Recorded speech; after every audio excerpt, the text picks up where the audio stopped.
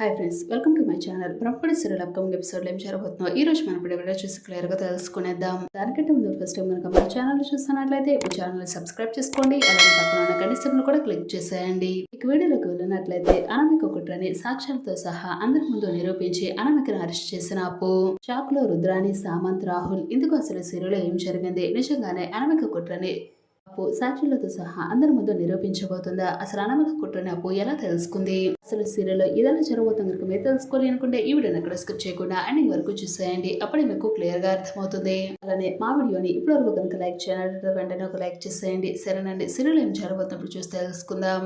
Serial కనుక చూసుకున్నట్లయితే రాజ్, కావ్య ఇద్దరు కూడా ఆలోచిస్తూ ఉంటారు. అసలు సడన్ గా నందగోపాల్ చనిపోవడానికి కారణం ఏంటి, చిక్కినట్టే చిక్కి అతను అసలు మన నుంచి ఎందుకు తప్పించుకునే ప్రయత్నం చేశాడు, ఈ లోపల వేరెవరో వచ్చి షూట్ చేయడం ఏంటి, నందగోపాల్ చనిపోవడం మనకన్నా వేరే వాళ్ళకి అవసరం ఎక్కువగా అనిపిస్తుంది. ఇందుకే వాళ్ళెవరో ఏదో తెలియని కుట్ర చేస్తున్నారు, మనం అదేంటో తెలుసుకోవాలి అని చెప్పేసి అంటూ రాజ్, కావ్య ఇద్దరు కూడా మాట్లాడుకుంటున్న టైంలో అప్పు అయితే కావ్యకి అయితే కాల్ చేస్తుంది. ఫోన్ లిఫ్ట్ చేసిన కావ్యతో అప్పు అయితే ఇలా ఉంటుంది, చూడండి అక్క, నేను రేపు ఈవినింగ్ వెళ్ళిపోతున్నాను, వాళ్ళు ఒకసారి కలవాలనిపిస్తుంది, కుదిరితే మీరు రండి, లేకపోతే నన్ను రమ్మంటే నేను వస్తానని చెప్పేసి అంటూ అప్పు అనడంతో ఇందులో కావ్య అయితే వద్దులే అప్పు, నేను మీ బావగారు మేము మిమ్మల్ని కలవడానికి రేపు వస్తామని చెప్పేసి అంటూ కాల్ అయితే కట్ చేస్తుంది కావ్య.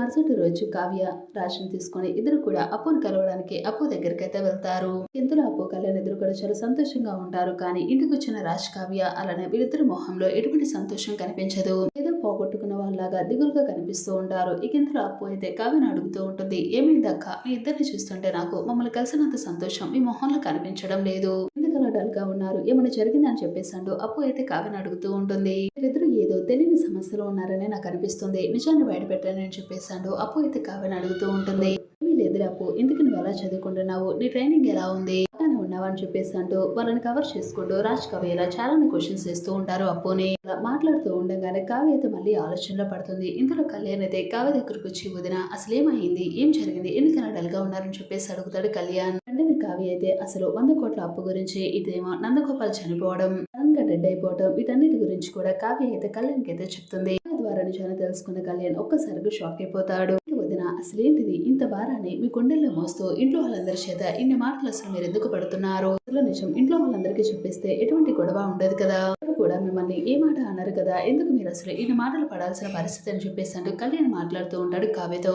ఇంట్లో వాళ్ళందరికీ కూడా ఈ నిజాన్ని చెప్తే ఎవరైనా నమ్ముతారు, మేమందరం మీకు హెల్ప్ చేస్తాములే, ఏ భయం వద్దు, ఎలాగైనా సరే మన ఆస్తిని మనమే కాపాడుకుందాం అని చెప్పేసి ఇంట్లో వాళ్ళందరూ ఏమన్నా భరోసా ఇస్తారనుకుంటున్నావా, కూడా హెల్ప్ చేయరు, అందరూ కూడా చాలా బాధపడుతూ ఉంటారు, అందుకని ఎవరిని కూడా బాధ పెట్టకూడదు, ఎలాగైనా సరే నేనే ఈ ప్రాబ్లమ్ ని సాల్వ్ చేయాలి అనుకున్నాను. మాటలన్నీ కూడా అప్పు వినిస్తుంది. ఇందులో రాస్తూ, ఏంటి బావగారు అసలు ఇంట్లో ఇంత పెద్ద సమస్య పెట్టుకుని మీరు అసలు ఈ ప్రాబ్లమ్ తో ఇంత ఫేస్ చేసి ఇంత బాధపడుతూ ఇన్ని మాటలు పడుతూ ఉంటే కనీసం నాకు ఒక్క మాట అయినా చెప్పారా. ఇందులో రాసైతే ఇప్పటి వరకు నేను ఎన్నో ఆలోచనలు పడ్డాను అప్పు, అసలు ఈ నిజం నీకు ఎలా చెప్పాలా అనుకున్నాను. ఇందులో అప్పు అయితే చూడండి, నేను పోలీస్ ట్రైనింగ్ తీసుకుంటున్నాను, నేను కాబోయే ఒక పోలీస్ ఆఫీసర్ని, కాబట్టి ఈ ప్రాబ్లమ్ ఎలా సాల్వ్ చేయాలో నాకు బాగా తెలుసు. మీరు అసలు ఈ డీటెయిల్స్ కి సంబంధించి నందగోపాల్ని పట్టుకోవడానికి మీరు ఒక ఎస్ఐని పట్టుకున్నారు కదా, ఎవరు ఆ ఎస్ఐ అని చెప్పేసాడు అన్ని ఆరాలు తీస్తుంది అప్పు. ఇంతలో ఎస్ఐ గురించి రాజ్ అయితే అప్పుతో చెప్తాడు. ఎస్ఐకి ఫోన్ చేసి అప్పుకి ఇవ్వడంతో అప్పు అయితే మాట్లాడుతూ ఉంటుంది. Swaraj group of industry owner గారి మనవరాలి అని చెప్పేసి అంటుంది, రాజ్ గారి మరదల్ని అని చెప్పేసాడు అప్పు మాట్లాడటంతో. ఇందులో ఎస్ఐ అయితే ఆ చెప్పండి అని చెప్పేసాడు మాట్లాడుతూ ఉంటాడు. ఇప్పటి వరకు ఒక కేసు గురించి ఎంక్వైరీ చేస్తున్నారు కదా, దాని గురించి ఏమైనా డీటెయిల్స్ తెలుసాయని చెప్పేసి అడుగుతుంది అప్పు. కూడా ఆ కేసు గురించి ఎంక్వైరీ చేస్తూ ఉన్నాము, నిజానికి అసలు ఆ రోజు నందగోపాల్ని సడన్ గా ఎవరు షూట్ చేస్తారా, ఆ వ్యక్తి గురించి మేము ఆరా తీసాము, మాకు ఏమీ కూడా క్లూస్ దొరకలేదని చెప్పేసాడు ఎస్ఐ మాట్లాడటంతో. ఇందులో అప్పు అయితే చూడండి, అసలు నందగోపాల్తో ఇప్పటి వరకు కూడా బాగా టచ్ లో ఎవరుంటారు, ఎవరు తనతో బాగా మాట్లాడతారు, లేకపోతే దుగ్గిరాల వారి కుటుంబానికి సంబంధించిన శత్రువులు ఎవరైనా నందగోపాల్తో బాగా టచ్ లో ఉన్నారా, ఇవన్నీ కూడా మీరు ఎంక్వైరీ చేయాలి కదా, ఎందుకంటే దుగ్గిరాల వారి ఇంటి శత్రువులకే ఈ అవసరం బాగా ఉంటుంది, ఒకవేళ కనుక వాడు బతికే ఉంటే ఖచ్చితంగా డబ్బు వాళ్ళ కట్టే అవసరం వస్తుంది, కాబట్టి వీడే కనుక చనిపోతే ఆ అప్పును ఎలాగైనా సరే దుగ్గిరాల వారి కుటుంబమే కడుతుంది, ప్రాబ్లం ఎలాగైనా సరే వాళ్ళు ఫేస్ చేయాలి, రాజ్ కవ్య బాధపడాలని చెప్పేసి వాళ్ళు గట్టిగానే ప్లాన్ చేసి ఉండొచ్చు కదా, ఈ వేలో ఆలోచించారు కదా అని చెప్పేసి అప్పు మాట్లాడటంతో. ఇందులో ఎస్ఐ అయితే థ్యాంక్స్ అండి, మంచి క్లూ ఇచ్చారు, మేము ఎలాగైనా సరే మీరు చెప్పిన ప్లాన్ ప్రకారంగా మేము ఆరా తీస్తామని చెప్పేసి అంటాడు. అయితే మీరు వాళ్ళ ఫాలో చేయండి అని చెప్పేసాడు, మా బావని తీసుకుని మీ దగ్గరకు వస్తానని చెప్పేసాడు. రాష్ని తీసుకుని అప్పు అయితే స్టేషన్ కదా బయలుదేరుతుంది. కావ్య నువ్వు ఆఫీస్కి వెళ్ళు, నేను అప్పుతో పాటు పోలీస్ స్టేషన్ కి వెళ్తానని చెప్పేసాడు. రాజ్ అనడంతో లేదండి అందరం కలిసి వెళ్దామని చెప్పేసాడు. అప్పు, కళ్యాణ్ అలానే కావ్య, రాజ్ అందరూ కూడా పోలీస్ స్టేషన్ కి అయితే వస్తారు.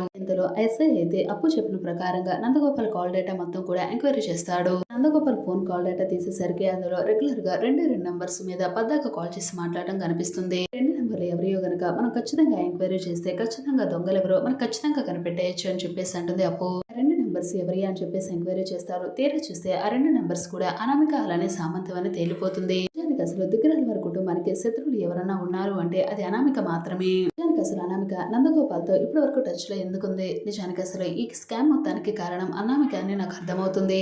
అసలు నందగోపాల్ మాకు దొరికినప్పుడు కూడా ఈ డబ్బులు మా దగ్గర లేవు అని చెప్పేసి నందగోపాల్ నాతో చెప్పాడు. అసలు నందగోపాల్ దగ్గర ఆ డబ్బులు లేవు అని ఖచ్చితంగా చెప్పాడు అంటే ఖచ్చితంగా ఆ డబ్బుల మొత్తం కూడా తనతో చేతులు కలిపిన అనామిక దగ్గర ఉండాలి. ఖచ్చితంగా మనం అనామిక సామంతిని ఇద్దరిని కూడా పట్టుకున్నాము అంటే ఈ ప్రాబ్లం మొత్తం సాల్వ్ అయిపోతుంది అంటూ అప్పు అయితే ఒక్కసారిగా నిజాన్ని బయటకు తీసేసరికి ఎస్ఐతో సహా అందరూ కూడా షాక్ అయిపోతారు. వెంటనే ఎస్ఐ వాళ్ళు ఒక్క నిమిషం కూడా ఆలోచించుకోకుండా అనామిక నెంబర్స్ ఇద్దరిని కూడా ట్రేస్ చేస్తూ ఉంటారు. ఊరి చివరి హౌస్ లో వాళ్ళ నెంబర్స్ ఉన్నాయని వాళ్ళు అక్కడే ఉన్నారని వాళ్ళైతే కనిపెడతారు. వెంటనే పోలీసులు అయితే అప్పు కళ్యాణి అలానే కావ్య రాశిని తీసుకుని అనామిక సామంత్ ఎక్కడున్నారో వాళ్ళ దగ్గరికి అయితే వెళ్తారు. ఇటువైపు అనామిక సామంత్ ఇద్దరు కూడా ఫుల్ గా తాగేసి పడిపోయి ఉంటారు. ఇక ఇంటికి వచ్చిన పోలీసులు అయితే అనామికని అలానే సామంత్ ని ఇద్దరిని కూడా అరెస్ట్ చేసి పోలీస్ స్టేషన్ కి తీసుకొస్తారు. అనామిక సామంత్ ఇద్దరు కూడా బాగా తాగేసి మత్తులో ఉండటంతో పోలీసులు వచ్చి వాళ్ళని అరెస్ట్ చేసి పోలీస్ స్టేషన్ కి తీసుకొచ్చారన్న విషయాన్ని ఇద్దరు కూడా గ్రహించలేని పరిస్థితిలో ఉంటారు. మరుసటి రోజు ఉదయాన్నే స్పృహ అయితే వస్తుంది అనామికకి సామంత్ కి. ఇద్దరు కూడా ఒకసారిగా కళ్ళు తెరిచి పోలీస్ స్టేషన్ లో ఉండడం చూసి షాక్ అయిపోతారు. ఏమిటి అసలు ఇక్కడున్నా మమ్మల్ని ఎవరు ఇక్కడికి తీసుకొచ్చారని చెప్పేసి పోలీసుల మీద అరుస్తూ ఉంటారు అనామిక. ఇందులో పక్కన ఉన్న కానిస్టేబుల్ అయితే చూడమ్మా అరవమాకు ఇప్పుడే ఎస్ఐ గారు వస్తారు వచ్చాక ఆయనతో మాట్లాడుకుని అని చెప్పేసి అనడంతో అనామిక సైలెంట్ అయిపోతుంది. ఇందులో కావ్య అయితే క్లాస్ కొట్టుకుంటూ పోలీస్ స్టేషన్ కి అయితే వస్తుంది. చెప్పాను అనామిక నా చెల్లెలు ఎలాగైనా సరే పట్టుబట్టింది అంటే ఖచ్చితంగా జైలుకు పంపిస్తుందని. అసలు ఇంత ఫ్రాడ్ జరగడానికి ఈ స్కామ్ లో ప్రధాన కారణం నువ్వేనా? నందగోపాల్ వెనకలో ఉన్నది నువ్వేనా? నేను ఎలాగైనా సరే ఊరుకోను అని చెప్పేసాడు అనామిక మీద ఫైర్ అవుతూ ఉంటుంది కావ్య. ఇతను ఎస్ఐ రానే వస్తాడు. చూడనామిక అసలు నందగోపాల్ని చంపించింది నువ్వే అని నీ కాల్ డేటా ప్రకారంగా మాకు పక్క ఆధారాలు దొరికాయి. నందగోపాల్ని చంపిన కేసులు మీరు హంతకులు కాబట్టి మీరు జైల్లో ఉండాలి అని చెప్పేసి అంటూ ఒక్కసారిగా ఎస్ఐ షాక్ ఇస్తాడు అనామికకి. రాజులిద్దరు కూడా మోసపోవడానికి ఆ 100 కోట్ల ఫ్రాడ్ విషయంలో ఆ డబ్బులు మొత్తం కూడా మీ దగ్గర ఉన్నాయని మా దగ్గర ప్రూఫ్స్ ఉన్నాయి. ఎలాగైనా సరే దిగ్గరాల వారి కుటుంబానికి 100 కోట్ల రూపాయల అప్పు మొత్తం కూడా తెచ్చాలి.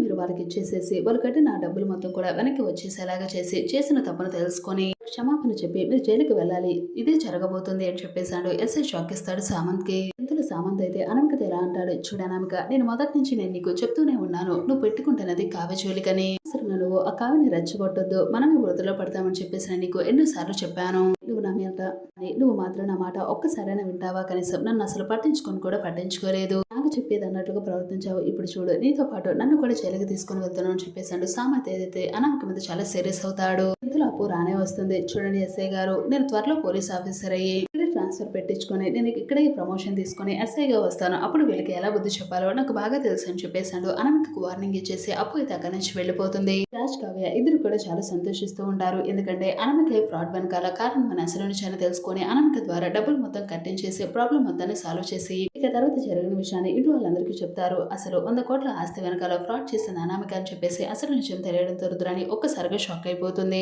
ఇంత పెద్ద భారాన్ని మీరు అసలు మీ గుండెల్లోనే పెట్టుకొని ఈ ప్రాబ్లం మొత్తాన్ని మీరే ఫేస్ చేస్తూ అందరి చేత ఇన్ని మాటలు ఎందుకు పడుతున్నారని చెప్పేసాడు. మమ్మల్ని క్షమించండి మిమ్మల్ని కూడా బాధ పెట్టామని చెప్పేసాడు. అపర్ణ సుభాష్ ఇద్దరు కూడా కావ్య రాశిని దగ్గరికి తీసుకుంటారు. రాబోయే మన బ్రహ్మడి శ్రీరత్నం ఎపిసోడ్ అయితే ఖచ్చితంగా అయితే జరగబోతుంది. మరి ఎలా జరగని చెప్పేసి మరైతే కోరుకుంటే ఈవిడ తప్పకుండా ఒక లైక్ చేయండి.